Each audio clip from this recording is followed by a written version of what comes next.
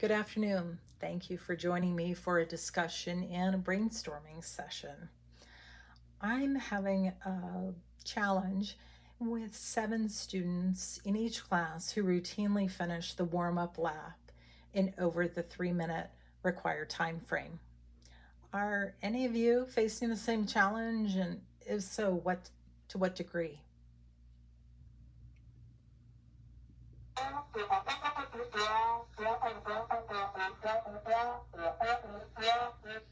Maria, you're facing the challenge too, and you identified 6 students who routinely finish the warm-up lap in over 3 minutes, and that happens every day of the week.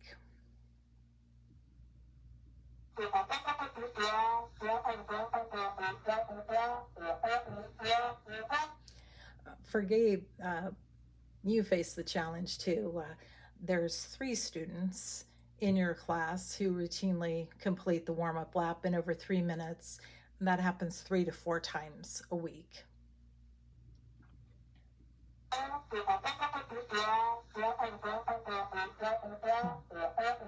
Steve, you're also facing this challenge. For you, there's 4 students in each class who complete the warm-up over the 3-minute required time frame, and it happens every day of the week.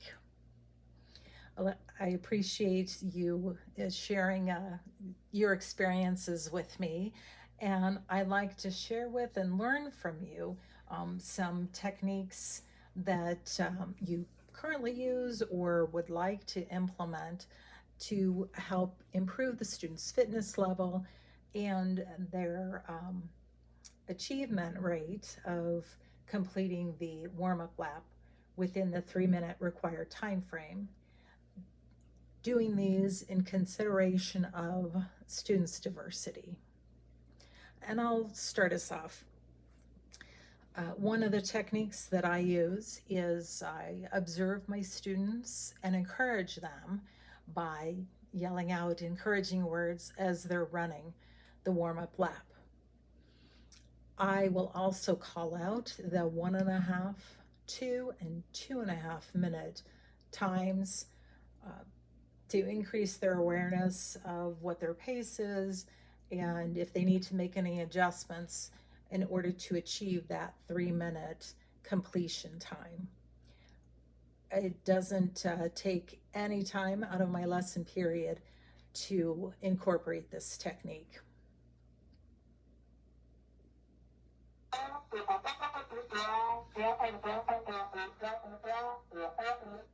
Maria, a technique you're using is encouraging your students to quickly and safely dress out and then leave the locker room and start their warm-up lap as soon as they're permitted to do so. It doesn't take any time away from your lesson period, and it gives you an opportunity to further connect with your students.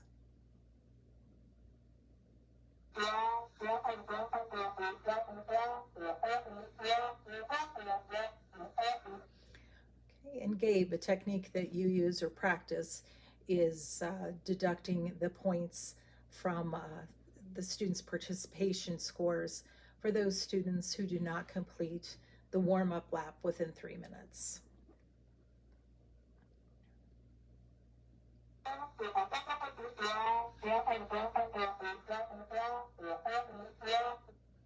Steve, you're using a log where you are recording the students' warm-up lap completion times and sharing that log with the students.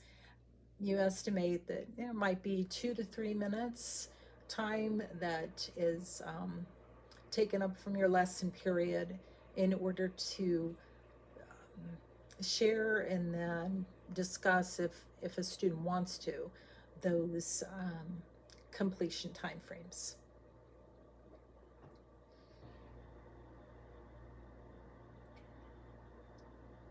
I'm considering incorporating a practice to improve the students' awareness of their current pace and encourage them to then adjust the pace accordingly if they want a steady pace or if they would like to uh, run their second half faster than their first half of the warm-up lap. And I will implement this practice by in the morning before school, so starting Monday morning before school, I will determine first and then, paint the spots at which an individual should be at the 1.5, 2, and 2.5 minute mark in order to finish the warm-up lap in exactly 3 minutes. I anticipate, that it'll take maybe 10 minutes, that initial Monday morning to mark the field, and then we'll take, a little less than that each Monday thereafter.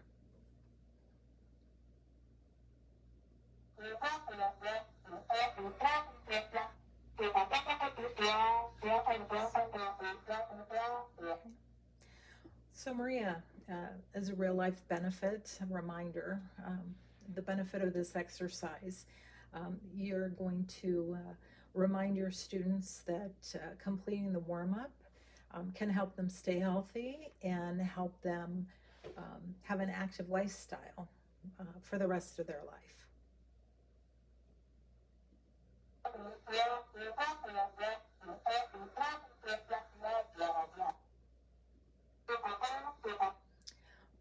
Gabe, you're looking to increase accountability and awareness on the student's part of their warm-up lap experience by asking them to jot down in their agenda notebook one aspect each week that they want to work on in order to either improve their completion time frame, maintain it, and then ultimately for all to achieve that 3-minute required time frame for finishing the warm-up lap.